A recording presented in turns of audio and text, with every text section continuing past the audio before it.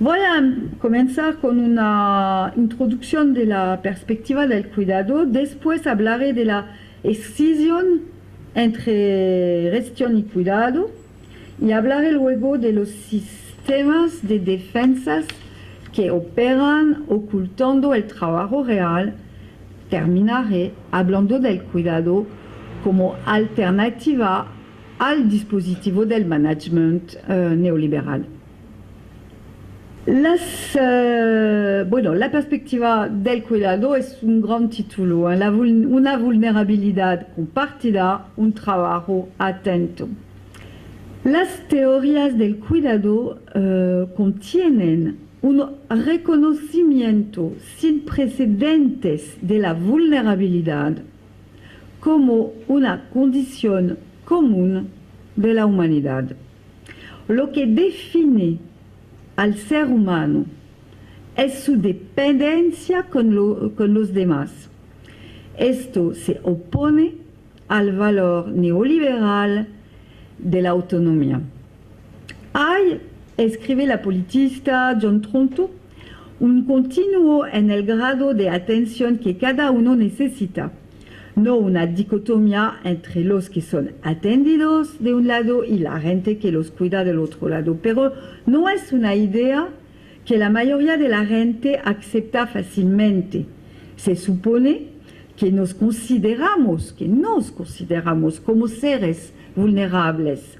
Esto implica que abandonemos nuestro sentido de una autonomía completa y requiere que dejemos de pensar que la autonomía personal es la solución a todos los problemas de sociedad. De hecho, el verdadero reconocimiento de nuestra profunda vulnerabilidad y el hecho de estar vinculados a los demás pueden llegar a cambiar nuestra forma de pensar acerca de la responsabilidad social. El cuidado no es una moral de los buenos sentimientos, es un proyecto social. John Tronto insiste con razón sobre el riesgo que presenta la reducción del cuidado a una concepción diádica sobre el modelo madre-hijo, y además madre y niños no viven tampoco en una isla desierta. Toda esta idea de una diada médico-paciente, enferma-paciente o madre-hijo son mitos. Las redes de relaciones son mucho más complejos. Una de mis estudiantes está realizando una tesis sobre el tema es la negación de la muerte en asilos para ancianos. Ella muestra que estas personas deben tener un, entre comillas, plan de vida. Ojo, 70% sufren del Alzheimer. Y se supone que los y las cuidadoras deben estimularlas, estas personas, para mantener su dicha autonomía. Por suerte, las cuidadoras desobedecen y dejan a las personas mayores la posibilidad, por ejemplo, de una siesta. Los efectos, es lo que yo quisiera apuntar, los efectos del neoliberalismo están en todas partes. Y si no tenemos cuidado, vamos a exigir de los y las ancianas que sean eficientes, competitivos y, ¿por qué no?, excelentes. Y vamos a evaluar su plan de vida o lo que sea. Bueno. El cuidado es una crítica política del neoliberalismo a partir de una crítica del valor de la autonomía personal. La autonomía personal en este sentido es una mentira. Siempre hay alguien apoyando de manera discreta. No solo los más dependientes se benefician de una ayuda, sino también los adultos competentes. Resulta que en la perspectiva del cuidado pensamos en términos de relaciones, conexiones, redes, co-construcciones, etc. El valor principal no es la autonomía, pero sin duda sí lo es el ser capaz de vivir una vida humana. Y hay muchas clases de vida humana, no solo la vida de un ejecutivo de alto nivel, que tiene apoyos escondidos. Otra contribución conceptual importante es considerar que el cuidado de los demás significa hacer algo útil para ellos. En otras palabras, el cuidado es un trabajo, pero este trabajo no tiene nada de espectacular, es parte de la vida cotidiana. Además, permite a la vida cotidiana mantenerse como una condición de nuestra forma de vida. O sea, los seres humanos necesitan una vida cotidiana, una rutina con puntos de referencia familiares. La perspectiva del cuidado propone prestar atención al mundo y a la gente común, a las relaciones ordinarias como centro de la vida cotidiana del ser humano, para decirlo en los términos de la antropóloga Vinadas. Esta dimensión de lo común tiene poca visibilidad. Se ve sobre todo cuando desaparece, en casos de desastres, por ejemplo.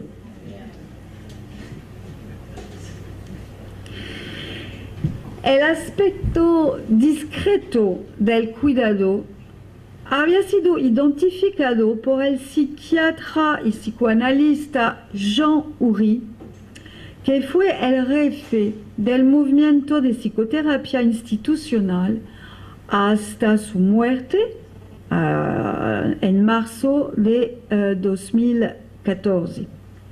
Director de la famosa clínica de la Borde, Jean Oury no es un teórico del cuidado, es un teórico del tratamiento de la psicosis, pero sus teorías están convergiendo con las teorías del cuidado y permiten que se vaya más allá. Él cuenta la historia siguiente. Había en una sesión de formación para los cuidadores una docena de empleadas de aseo hablando de su trabajo. Todas mujeres y un jovencito. Una mujer dice: lleguemos antes de los enfermeros y luego bajamos. Hay un pasillo largo y bajamos. Y a lo largo del pasillo, cada vez que hay una puerta que se abre, hay una anciana que viene aquí, una demente. Ella apenas puede caminar, está con su carrito. Entonces ella estaba al borde del pasillo y me sonrió con una gran alegría y me dijo, hablaba de cuando era pequeña, cuando tenía 3 o 4 años, que estaba jugando con sus amiguitas y que sigo barriendo el pasillo. Y al final, el chico, el jovencito, dijo, nosotros estamos aquí para recorrer polvo y palabras. Este ejemplo es bello porque se entiende bien que la atención no puede ser separada de la tarea física. Barriendo el pasillo, las aseadoras encuentran y escuchan ancianas. La ética del cuidado es en este caso inseparable de la labor de limpieza. Están entrelazadas en la textura de la vida cotidiana. Barrar en un hospital es cuidar. Limpiar un lugar habitado por enfermos es siempre mucho más complicado de lo que uno piensa. La perspectiva del cuidado no solo rehabilita la vulnerabilidad, sino también el trabajo doméstico y el mundo ordinario, un mundo en el cual la gente está buscando con quién hablar. En algunos hospitales franceses, las trabajadoras de la limpieza no tienen derecho de hablar con los enfermos mentales, ya que supuestamente no tendrían las habilidades necesarias para hacerlo, como si ellas no sabían hablar. Afortunadamente desobedecen y por la mañana nadie las ve, no se sabe. Esta forma de vida existe, pero sin reconocimiento social. Sin embargo, es importante destacar también que el cuidado, el de un padre a un hijo, como el de una enfermera a un paciente, aunque no implique necesariamente una tarea física como limpiar, moviliza siempre un proceso psíquico de reflexión y anticipación para elaborar su propia ansiedad o irritación cuando se trata de no hacer. Por ejemplo, dejar que el niño lo haga solo o respetar el ritmo del paciente, etc. De tal manera que no hacer nada o abstenerse de hacer algo puede ser cuidadoso. Estamos ahí, en el grado cero de la visibilidad del trabajo de cuidado. En otros términos, si los y las cuidadoras permiten dormir la siesta a unas personas mayores, por ejemplo, no es necesariamente porque las cuidadoras sean perezosas. Puede ser una respuesta completamente apropiada al estado de salud de aquellas personas que necesitan, sobre todo después del almuerzo, descansar y que no quieren ser estimuladas por miedo también de herramientas artificiales de animación o ergoterapia. Bueno.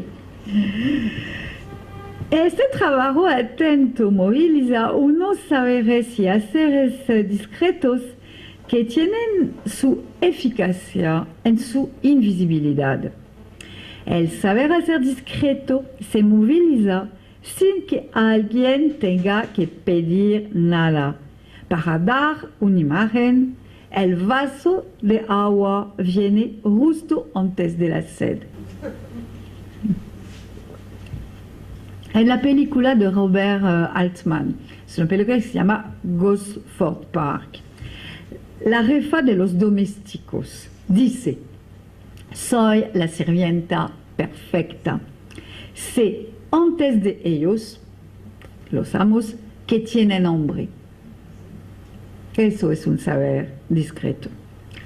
Otro punto muy relevante, el trabajo del cuidado no es reducible a la actividad, la actitud de una sola persona, sino que está respaldado por el trabajo colectivo, trabajo de apoyo, de cooperación, de vigilancia compartida o, en otras palabras, atención colectiva a las pequeñas cosas. Además, al menos en la psiquiatría, los pacientes no necesariamente participan menos que los cuidadores. Ellos también pueden cuidar a los demás. El cuidado no es un trabajo especializado, toda la gente puede hacerlo. La pregunta es, ¿por qué algunos no lo hacen? De este modo liberan tiempo y energía para hacer otras cosas más visibles, más prestigiosas, pero no necesariamente más útiles a la civilización, a lo que Freud llamó la Kulturarbeit. No sé si es con un femenino realmente, pero Kulturarbeit, digamos. Respecto a este trabajo del cuidado, Jean-Henri dice que es un trabajo que no tiene precio. Es un trabajo inestimable. Inestimable porque no podemos evaluarlo medirlo debido a su invisibilidad y es inestimable porque es de valor incalculable. No se puede estimar bajo las leyes de la economía de mercado. ¿Cuál es el precio de una sonrisa? Ahora bien, esto es, por supuesto, una paradoja en términos de los conceptos convencionales que constituyen la episteme del trabajo.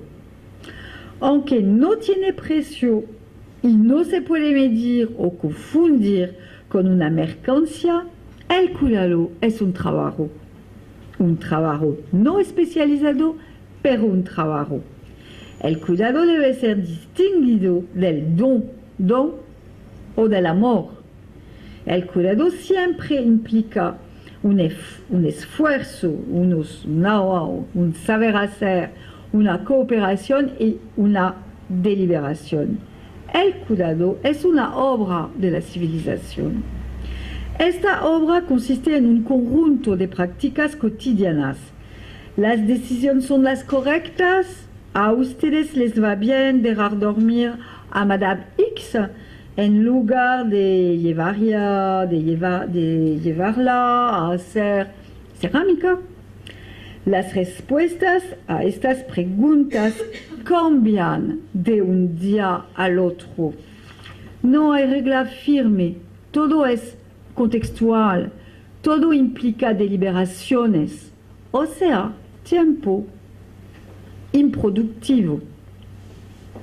El psiquiatra François Tosquelles distinguió el establecimiento hospital de, entre comillas, la institución. La institución, dice él, son los vínculos que crean un lugar. Hay que cuidar la institución para cuidar los enfermos. O sea, hay que cuidar los vínculos. Crear este lugar requiere condiciones dialógicas o un espacio público interno para desarrollar vínculos en conjunto. Estas condiciones, lo sabemos, son fácilmente minadas debido a las diversas limitaciones de la organización del trabajo. Recapitulamos. Las personas para vivir de modo humano necesitan volver a crear un mundo común. Esa es la tarea del cuidado como trabajo ordinario, tejiendo lo ordinario día tras día, noche tras noche. Nada se parece menos al mundo común que un hospital. Al principio, para los pacientes, es un mundo aterrador. Por eso, el cuidado es tan importante, como dicen, para recorrer polvo y palabras.